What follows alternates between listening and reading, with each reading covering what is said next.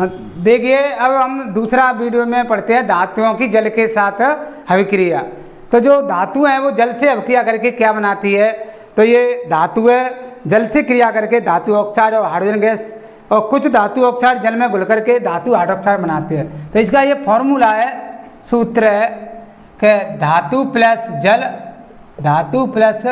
जल is equal to धातु oxide plus hydrogen, धातु oxide plus hydrogen gas, hydrogen, और धातु ऑक्साइड प्लस धातु ऑक्साइड प्लस जल इज इक्वल टू धातु हाइड्रोक्साइड, धातु हाइड्रोक्साइड। तो ये धातुएं जल से क्रिया करके क्या बनाती है, धातु ऑक्साइड बनाती है और हाइड्रोजन गैस, और क्या बनाती है, हाइड्रोजन गैस बनाती है। और कुछ धातु ऑक्साइड जो जल में घुलनशील होते हैं वो जल में घुल करके धातु हाइड्रोक्साइड बनाते हैं।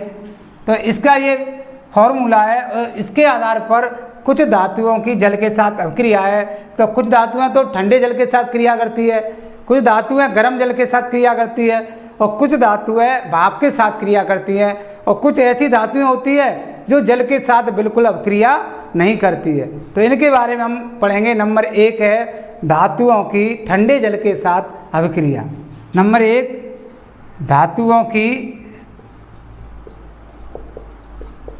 ठंडे जल के साथ अभिक्रिया। तो देखिए जो धातुएं जो ठंडे जल से क्रिया करती है वो आपको ध्यान में रखनी है। तो सोडियम, पोटेशियम और कैल्शियम, सोडियम, पोटेशियम और कैल्शियम ये धातु होती है जो ठंडे जल के साथ क्रिया करती है। तो जो ठंडे जल के साथ क्रिया है सोडियम, पोटेशियम और कैल्शियम, तो ये धातु हैं जो ठंडे जल के साथ क्रिया करती है। तो आपको ये ध्यान रखना है कि ठंडे जल के साथ कौन सी धातुएं अभिक्रिया करती है। तो सोडियम, पोटेशियम ये बहुत तेज़ गति से अभिक्रिया करती है, तो उसमें ऊर्जा निकलती है। तो सोडियम जल के साथ H2O इज इक्वल टू, तो इससे बनेगा sodium hydroxide NaOH plus hydrogen gas plus ऊष्मीय ऊर्जा, ऊष्मीय ऊर्जा। तो इनको संतुलित करेंगे, यहाँ पे H के 4 2 2। ऐसी पोटेशियम से क्रिया करेंगे धातु में ठंडे जल से, यहाँ पे ये ठंडे जल के साथ क्रिया है, तो यहाँ भी ये ठंडा जल, ठंडा, तो ये बनेगा potassium hydroxide KOH plus hydrogen gas plus ऊष्मीय ऊर्जा, ऊष्मीय ऊर्जा। यहाँ इसको बैलेंस करेंगे यहाँ। तो ये ठंडे जल के साथ क्रिया करती है वो है सोडियम और पोटेशियम। लेकिन एक कैल्शियम धातु है वो इसकी अभिक्रिया है वो धीमी गति से होती है, इसमें ऊष्मीय ऊर्जा है वो उत्सर्जित नहीं होती है। तो इसका ये फॉर्मूला है कैल्शियम जल से क्रिया करेगी तो ये बनेगा कैल्शियम हाइड्रोक्साइड CaOH का whole square plus hydrogen gas. यहाँ ऊष्मीय ऊर्जा नहीं निकलती है, तो ये धीमी गति से होती है। और इसके जो कैल्शियम है वो तैरना प्रारंभ कर देते हैं कैल्शियम के आयन।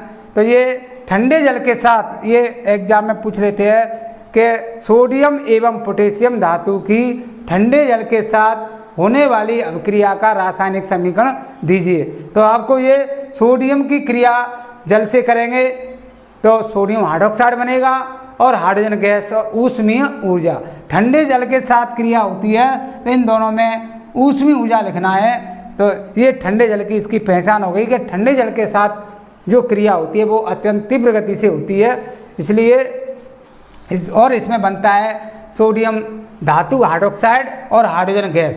तो ये धातु हाइड्रोक्साइड और हाइड्रोजन गैस है वो बनता है। तो ये होगी धातुओं की ठंडे जल के साथ अभिक्रियाएँ। तो धातुओं की ठंडे जल के साथ क्रिया है तो वो कौन सी है, सोडियम, पोटेशियम और कैल्शियम। इसके बाद कुछ धातुएं ऐसी होती है जो ना तो ठंडे जल के साथ क्रिया करती नहीं है, तो वो गर्म जल के साथ अभिक्रिया करती है, तो वो भी धातु हाइड्रोक्साइड और हाइड्रोजन गैस बनाती है, वो है मैग्नीशियम। तो अगला इसका उदाहरण है तीसरा हो गया, ये उदाहरण 3 हो गए।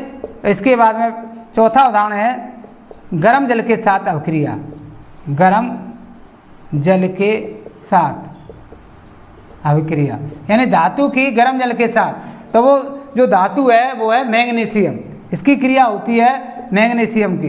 तो Mg प्लस वही जल का सूत्र इज इक्वल टू, यहाँ लिख देंगे गर्म, तो ये बनेगा मैग्नीशियम हाइड्रोक्साइड MgOH का whole square plus hydrogen gas H2, यहाँ पे H के 4। तो ये गर्म जल के साथ अभिक्रिया होती है, वो केवल एक मैग्नीशियम धातु है, इसी की गर्म जल के साथ अभिक्रिया होती है जिसे बनता है मैग्नीशियम हाइड्रोक्साइड। MgOH का OH का होल स्क्वायर, इसका नाम है मैग्नीशियम हाइड्रोक्साइड और Mg मैग्नीशियम। तो ये गर्म जल के साथ क्रिया है। इसके बाद चौथा 5वां नंबर है, जो धातु है वो ना तो ठंडे जल से क्रिया करती और ना गर्म जल से, वो केवल भाप से क्रिया करती है। तो 5वां है धातुओं की भाप के साथ क्रिया। धातुओं की भाप के साथ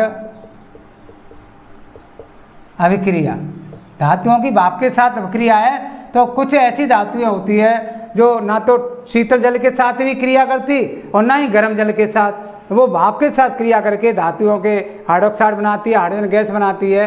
तो ये है वो नंबर 1 जो धातु है वो आयरन Fe। ये धातु है वो भाप के साथ एल्युमिनियम है। तो देखिए आयरन की क्रिया हम भाप के साथ जल के साथ क्रिया करेंगे H2O, तो ये बनेगा iron oxide Fe3O4 plus hydrogen gas. यहाँ पे Fe के 3 और H के 4, यहाँ 4। तो ये धातु है जो आयरन है, लोह धातु है, वो जल से क्रिया करके यानी भाप के साथ क्रिया करके वो बनाती है धातु ऑक्साइड बनाती है। इसको बोलेंगे आयरन ऑक्साइड, आयरन ऑक्साइड और हाइड्रोजन गैस ये बनती है। और दूसरा जो धातु है जो भाप के साथ क्रिया करती है वो एल्युमिनियम। तो एल्युमिनियम धातु है, ये भी भाप से क्रिया करके एल्युमिनियम ऑक्साइड बनाती है। Al plus H2O is equal to भाप, तो ये Al2O3 प्लस हाइड्रोजन गैस। तो यहाँ पे Al के 2 Al2O3। तो ये धातु ऑक्साइड है जो भाप से क्रिया करके और धातु ऑक्साइड और हाइड्रोजन गैस बनाते हैं। कुछ ऐसी धातुएं हैं जो खुले में रखने पर आग पकड़ लेती है, कुछ ऐसी धातुएं हैं जो खुले में रखने पर आग पकड़ लेती हैं, तो इसलिए इनको केरोसिन तेल में डुबो करके रखा जाता है, सोडियम और पोटेशियम। और इसके बाद कुछ ऐसी धातुएं जो जल के साथ बिल्कुल अभिक्रिया नहीं करती है, जैसे कॉपर, सिल्वर, गोल्ड, Ag और Au। ये ऐसी धातुएं हैं जो जल के साथ बिल्कुल अभिक्रिया नहीं करती है, बिल्कुल अभिक्रिया नहीं करती है। तो ये यहाँ पूछ लेते हैं कि कोई 2 धातुओं के नाम बताइए जो जल के साथ बिल्कुल अभिक्रिया नहीं करती है। तो ये आपको लिखना है कि सोना और चांदी, जैसे मान लो Au गोल्ड, इसको कहते हैं सोना, और सिल्वर Ag यानी चांदी। तो सोना और चांदी ये जो धातु है ये जल के साथ बिल्कुल अभिक्रिया नहीं करती है। तो ये एक प्रश्न तो इसमें से ये पूछ लेते हैं एग्जाम में, और एक प्रश्न ये पूछ लेते हैं कि आयरन की भाप के साथ अभिक्रिया, या कुछ धातुओं का नाम भी दे दें या तो या बिना नाम से पूछे कि धातुओं की भाप के साथ अभिक्रिया का रासायनिक समीकरण, संतुलित समीकरण लिखिए। तो आपको ये संतुलित समीकरण लिखना है।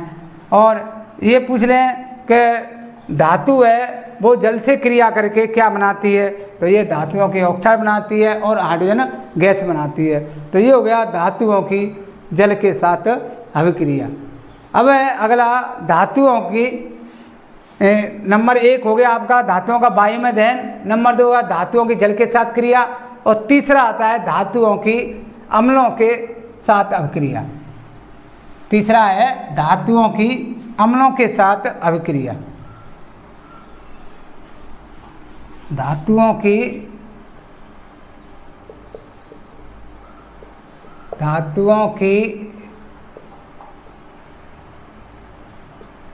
अम्लों के साथ अभिक्रिया। तो देखिए धातुएं अम्लों से क्रिया करके, अधिकांश जो धातु है वो अम्लों से क्रिया करके और धातु ऑक्साइड और हाइड्रोजन गैस बनाती हैं। तो ये इसका फॉर्मूला है धातु प्लस तन अम्ल इक्वल टू, ये लवण बनाती है और हाइड्रोजन गैस, लवण और हाइड्रोजन गैस। तो जैसे धातुओं में हमने ये फॉर्मूला है, तो धातु है तन अम्लों से क्रिया करके। तो कुछ मतलब धातु है जैसे जिंक है, आयरन है, जैसे जिंक है Zn, आयरन है Fe है। तो ये अम्लों से HCl, ये भी क्रिया अम्लों से हम करेंगे HCl, तन अम्लों से ये क्रिया करके। तो ये जिंक क्लोराइड बन जाएगा, लवण बन जाएगा ZnCl2 और प्लस हाइड्रोजन गैस। तो ये ZnCl2 यानी जिंक क्लोराइड, ये लवण बनाती है जिंक क्लोराइड, ये क्या है लवण है और हाइड्रोजन गैस बनाती है। ऐसी आयरन क्रिया करेंगे तो इससे, तो ये FeCl2, आयरन क्लोराइड बनेगा FeCl2 plus hydrogen gas H2। तो ये आयरन क्लोराइड। ऐसी है मैग्नीशियम है, ये भी धातु है और ये भी तन अम्लों से क्रिया करेंगे तो ये बनेगा magnesium chloride MgCl2 equal to hydrogen gas. तो यहाँ पे, तो इस प्रकार से धातु है अम्लों से क्रिया करके लवण और हाइड्रोजन गैस बनाती है। तो ये आपको फॉर्मूला याद रखना है कि धातु है अम्लों से क्रिया करके क्या बनाती है, लवण और हाइड्रोजन गैस।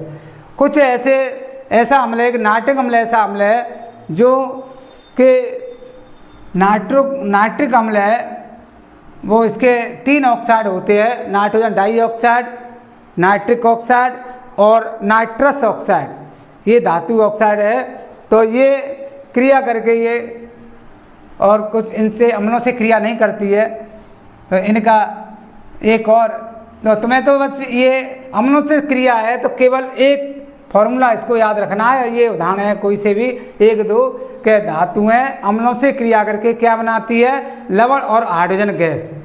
और जो नाइट्रिक अम्ल है एक प्रबल संक्षारक होता है, प्रबल ऑक्सीकारक होता है नाइट्रिक अम्ल, जिसके नाइट्रोजन के ऑक्साइड है जो nitrogen dioxide, nitric oxide, nitrous oxide, ये ऑक्सीकृत होकर के और इनमें अम्ल बनाते हैं। तो ये जो नाइट्रिक अम्ल है वो अम्लों से क्रिया नहीं करता है क्योंकि ये प्रबल ऑक्सीकारक होता है, इसलिए।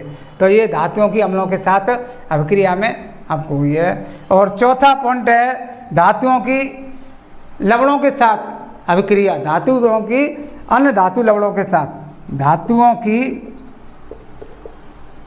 धातु लवणों के साथ अभिक्रिया। तो जो अधिक अभिक्रियाशील धातु होती है वो कम अभिक्रियाशील धातु को उसके यौगिक से विस्थापित कर देती है, यानी उसके यौगिक से उसको हटा देती है, तो उसे हम कहेंगे विस्थापन अभिक्रिया।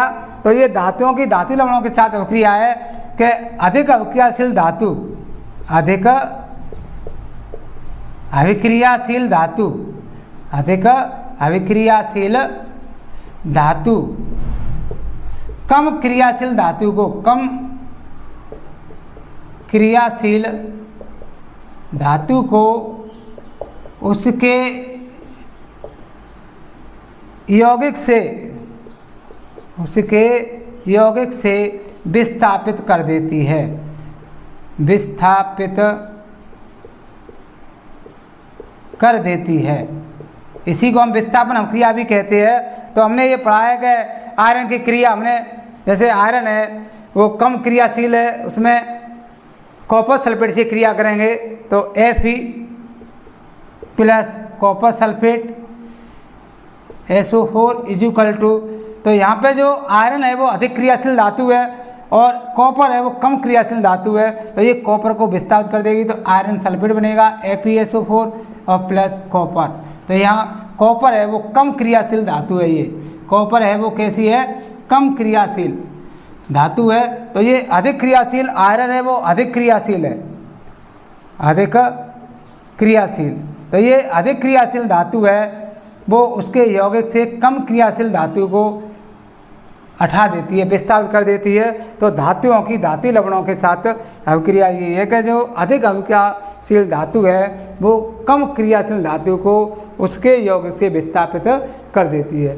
तो ये दोस्तों ये आपके रासायनिक गुणधर्म हैं, वो धातुओं के रासायनिक गुणधर्म पूरे हो गए। 4 रासायनिक गुणधर्म हैं।